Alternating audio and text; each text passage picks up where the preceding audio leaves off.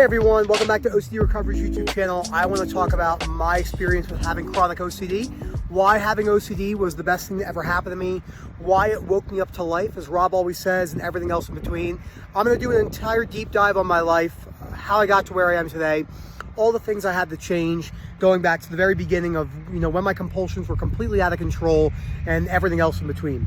Before I go any further, please subscribe, hit that like button, comment down below, let me know what you think about this. This is a really important video. I think there's too much content out there where people are really holding a lot of anger and resentment against people who don't understand OCD. There's a lot of stuff about needing other people to understand our values. I think this is a common mistake.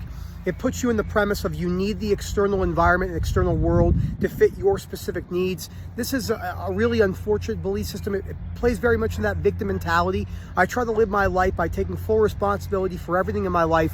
I don't put any blame on anyone anymore, regardless of what that is. This doesn't mean I don't ask for help in certain things in my life, but after I ask for help and get an idea of what I have to do, that's when I break those things down myself. So before I go any further, please subscribe, hit that like button, comment down below, let me know what you think about it. I have the view right here in the background of the mountains, and there's people all around me, so I hope they like hearing about OCD. I also have a guy over here doing the baseball field with his, there's a bunch of, I had to find this one spot because I'm in this field right now and I didn't realize that they're doing all sorts of cleanup maintenance wise, so I had to run away from all of that stuff. That was a really important thing for me. There's a guy walking directly at me right now, so who knows how that's going to go. So when I grew up, I had a plethora of compulsions and avoidance behaviors. Those compulsions and those avoidance behaviors were based everything around food compulsions, needing things to be a certain way, checking compulsions, everything else in between. I hid food a lot when I was younger. There he goes walking behind me what's this crazy guy doing? And I had a lot of lying compulsions, looking for particular feelings, needing to feel a certain way, and all those other things that a lot of kids do when they're younger. Lying is not an uncommon phenomenon around younger children, but I would say I lied more than the average, if I could say. I lied every day and about everything. When I was lying, that lying was completely fueled by conditional self-acceptance. Now when you're 12, 13, 14, 15 years old, you don't know what conditional acceptance means. You just kind of have to go with it and then experiment for yourself. And it's one of the most difficult things about working with people and their parents. If we have someone that comes in that's 14, 15 years old and their parents are on the call, it's really difficult for them to understand that they're not going to be able to do anything to change their kids besides holding them on a structure, but also having compassion and empathy and stuff like that. So as I got older, I found bodybuilding, which is a great thing. I will lift weights for the remainder of my life. I lift weights 5 days a week for 2 hours, and I hike and stuff like that. I think it's a great health structure. I enjoy going in the morning. I'm usually at the gym by anywhere between 5 a.m. and 5:30, depending on what I have going on. But for the majority of my life, I viewed exercise in the way I looked in a completely different light. I held that in a very conditional belief system, so I thought I have to look like this. If I don't look like this, my life is over. I would always need to be cool. I thought I had to show off to people. I always thought I had to have a good physique. So like having a physique, when I had it in the past, it had nothing to do with the way I see my physique now.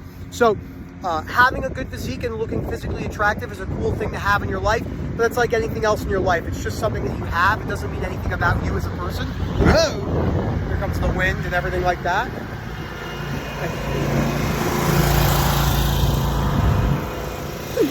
That guy's like, yeah, I'm coming right by you. So this is the hardest thing about doing something out here in this place. So now, doing stuff like this is also fun because it goes to show you that life just doesn't work the way you want it to. This is another thing that I'm going to break down in this video as well, but further along in this video. So all that lying, all that needing to look a certain way was all stemming from me wanting to fulfill some sort of identity. That identity was, being an attractive, smart, respectable human, which I think a lot of people fall into. And that belief is understandable, and there's nothing inherently wrong with wanting to be respectable and wanting to have a good physique and wanting to make yourself look presentable. But the problem is the reason why people are doing this are usually to fulfill some sort of identity, which usually becomes a problem as we age. We don't look good anymore. All of our looks fade and everything else in between. So it is important to realize that a lot of the things that we're chasing are temporary, and there's other things in life that can give you more meaningful commitment, whether it's committing to a hobby or a career, whether it's relationship, children, building a business. becoming a better meditator. But certain things, those materialistic things, such as wanting a good physique and wanting good health, while those are all important and have a lot of validity in our lives, people usually attach large identities to those things, and that was a big problem for me. I went to school, I went to grad school, probably went for the wrong reasons. I wanted to be smart, I wanted to look smart, I wanted to sound smart. I like talking over people. This is something I've been actively working on for the better part of the 4 years now. And because I've been working on it actively for 4 years, I know this how big of a problem this is in younger individuals and how much we think we have to speak over other people. Rob and I talk about this a lot. Usually when people are conversating on the podcast, we can all think of the big names out there. I'm not going to name anyone, but there's very big people who have podcasts with millions of followers. And when you listen to people talk and you dissect how they're speaking to one another, there's usually no actual conversation happening in the way that's constructive. It's two people yelling their opinions at one another and they're not actually listening. And that's where acceptance doesn't mean agreement comes in. So let's say I was sitting down with someone who, I always use these topics because they're really hard for people to grasp their head around. So I believe in atheism. I believe when you die that nothing happens. Now, if I sat down with someone who practices Christianity or they're Muslim or they practice, they're Judeo-Christian, I could have a conversation with that person. I'd be more than willing to listen to them. You never know. Just because I believe in atheism now doesn't mean it's going to be the way in the future. Just like I enjoy lifting weights now, that might change one day. Maybe I lose a leg and in a car accident by a drunk driver, and I realize I want to dedicate my life to helping individuals who have been maimed in drunk driving accidents and spreading awareness, just like I have with OCD. When I left grad school, I had no idea this is how my life would turn out. This is the most important thing I do in my life. It's why I dedicate so much time to it. It's easy for me to dedicate this much time to it because there's such an emotional connection that's involved with it. So those are really the things I wanted to open up with. Everyone knows my story if you watch my stuff. I worked on the show The Jersey Shore. I grew up in Jersey. I always get joked around with a lot because I have Jersey tattooed down my forearm and I have the shore. So people always say it's the Jersey Shore. If this keeps falling over with me, I'm going to have to move the camera around a little bit because it is a little bit crazy out here. So those are really the main things that I wanted to talk about as an opening, and I want to segment for the remainder of the video on why having OCD was the best thing that ever happened to me. Before OCD, even in my mid to late 20s, I still lied a lot. I lied out of insecurity because I wanted to feel a certain way. I have no problem telling people that. I lied about things I studied. I lied about people I have been with from a female perspective. I lied about how much money I had. I've lied about basically anything you lie about, I lied about. I was a massive pathological liar.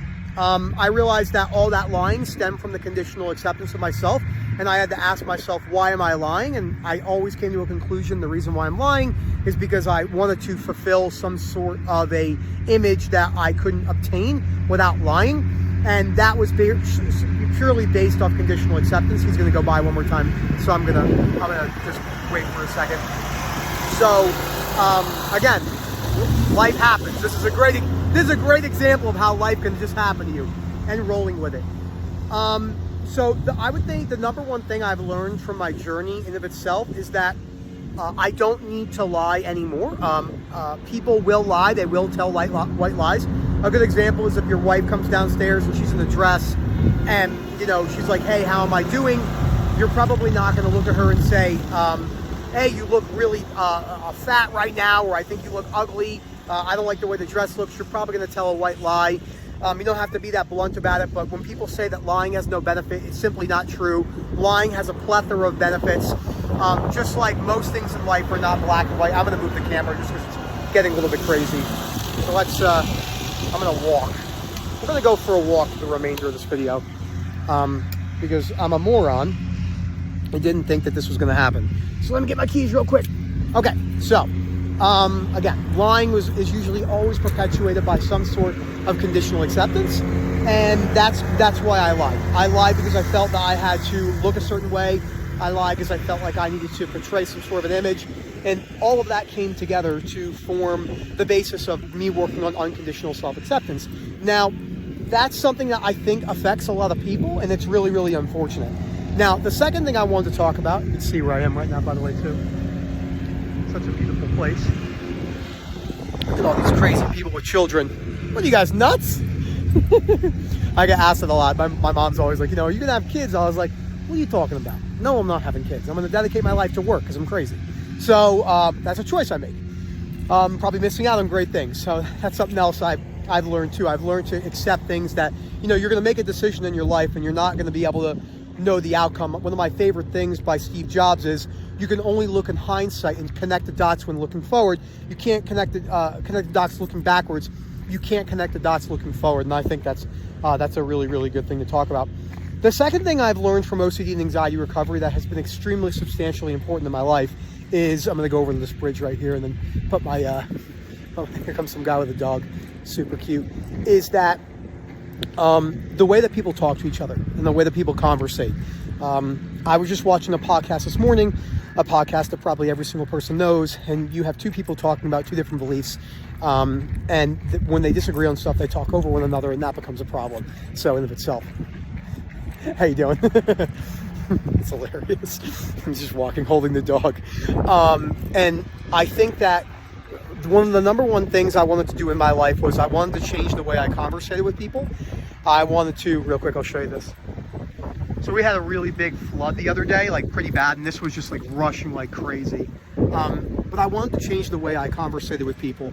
If I was having a conversation with someone on the big topics I talk about, money, religion, politics, and everything else in between, I didn't want to speak over anyone, and I didn't want to put anyone down in the way that I did before. This doesn't mean I don't like to joke around and talk shit, because obviously I love doing that, but I no longer wanted to do it in a way to where I wasn't going to be open-minded to hearing other people's opinions, because I think that trait is a big problem that we're having in the world today. Hello, how are you? So funny. And when you watch a lot of these big podcast people, and they mean extremely well, we have to remind ourselves the only reason that we know this is because we really didn't have a choice. And when we're going through OCD and anxiety suffering, we really have to learn a lot about ourselves in order to get better, which includes breaking down really strong societal beliefs. And in order to do that, you have to be open-minded to knowing things, admitting when you don't know something. So, like I'll give you a great example. In that conversation I was listening to, it was by four people I do really enjoy listening to. One of them's a big podcast host guy.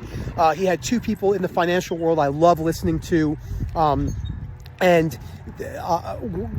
they're getting along, but when someone says something to the other person, they're usually like, wait, you're not listening, or like this and that. They're not actually trying to have a healthy debate. They're just trying to prove each other wrong.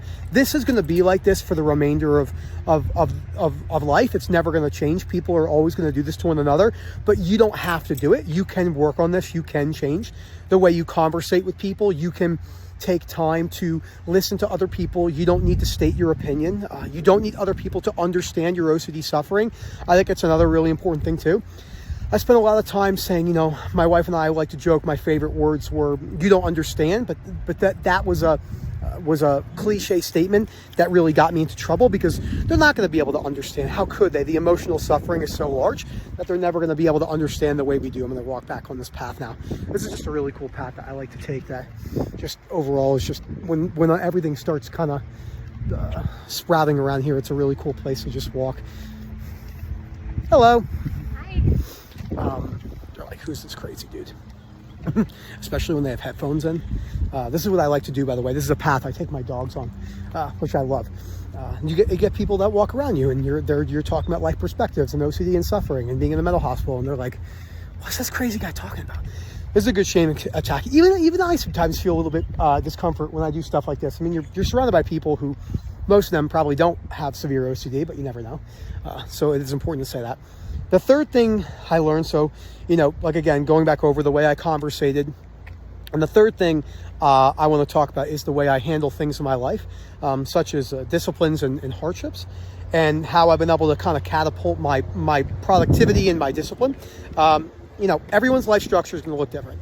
You can work on the life structure that you think is important to you. So you could work at it from a perspective of, are you spending a lot of time on social media? Are you on TikTok all the time? Are you playing video games all day long? Or are you spending a lot of time, or all your time, doing instant gratification? I dedicate my life primarily to OCD recovery and spreading OCD awareness, and then my business with my wife. I think it's really important to do those things for me. And those things, when I do things in my life that require a lot of small disciplines. The hardest thing to do is keep those disciplines up for an extended period of time. It's really easy to be disciplined for a day or two. It's easy to be disciplined for a month or two. It's really hard to be disciplined day in, day out for years. And I think OCD and anxiety recovery has taught me to be able to handle those disciplines in a way to where I am better and I am more comfortable with the reality of that there's going to be a lot of boring, monotonous work in my life and a lot of things that aren't going to be inherently fun all the time, and that I'm not going to be able to just have chasing happiness, because chasing happiness is chasing smoke with your hands. It just eludes you. So, I really wanted to make this video because I think sometimes, every once in a while, a couple times a year, just doing a really philosophical deep dive into how much OCD has benefited my life is really important, because it's so easy to hold a lot of animosity against the disorder itself and the people around you for not understanding. So, the main takeaways from this video are, take a think about how much OCD the perspectives change your life. OCD in of itself, a disorder in of itself, doesn't have any benefits. It's like saying cancer has benefits. Cancer doesn't have any benefits. It kills you. But the perspectives you can learn from going through treatment and hopefully hitting remission. And even if you get diagnosed with a cancer like my father, stage 4 pancreatic cancer, which is a death wish, you could still learn things, for the next 6 months of your life, because it is pretty much a terminal illness. So those are the things I wanted to talk about in this video. I hope you guys enjoyed it. We'll do one more time. We'll do a cool panorama. There's Pikes Peak right there. My house is somewhere over there, and I just come here with the dogs and walk around and obviously shoot videos at inopportune times when these people are all doing maintenance care and I have to run around with my camera. So thank you so much, guys. Always remember, phil@ocdrecovery.com. Email that one for a little bit. We've been trying to work some of the stuff out with that, but yeah, email phil@ocdrecovery.com until I kind of go any further than that, and then we'll probably go back to info. And if you have any questions below, just write them and I'll go there and answer them. Have a good one, everyone.